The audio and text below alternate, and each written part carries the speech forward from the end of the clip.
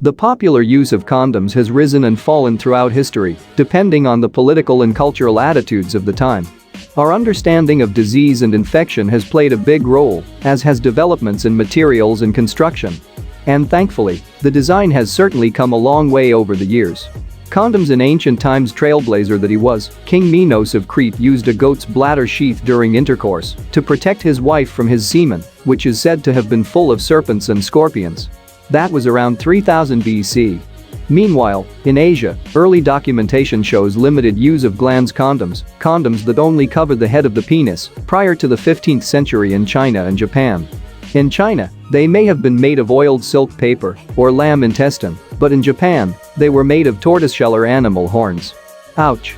Fast forward a few thousand years and things started to improve thanks to the Egyptians, who used linen sheaths dyed in different colors to distinguish between classes of people, as well as to protect themselves against bilharzia. The ancient Romans not only used linen or animal intestines, but occasionally the muscles of their slain combatants as condoms. Popularity begins to grow. Condoms became better known throughout the 18th century.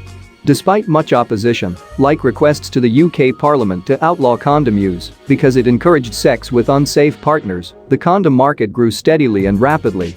They were even sold at pubs, theaters, and barbershops in Europe.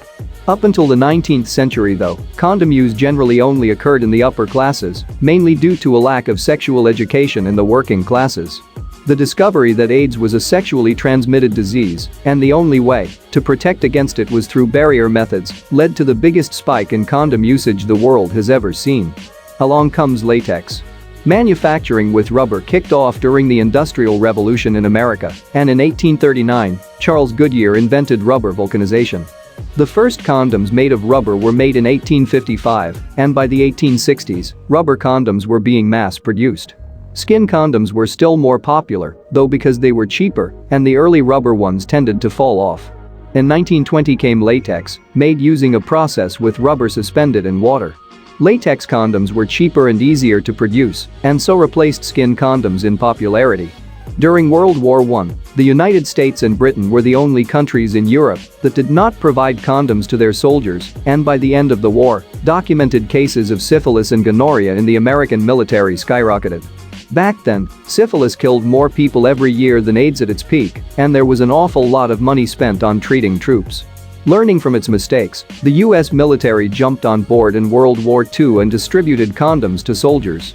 Shortly afterwards, Britain made up for being slow on the uptake by creating the very first lubricated condom, produced by Durex in 1957. Condom use surged, with 42% of sexually active people between 1955 to 1965 relying on them for birth control.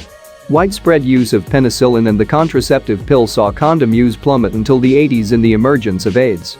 Understanding AIDS. The discovery that AIDS was a sexually transmitted disease, and the only way to protect against it was through barrier methods, led to the biggest spike in condom usage the world has ever seen.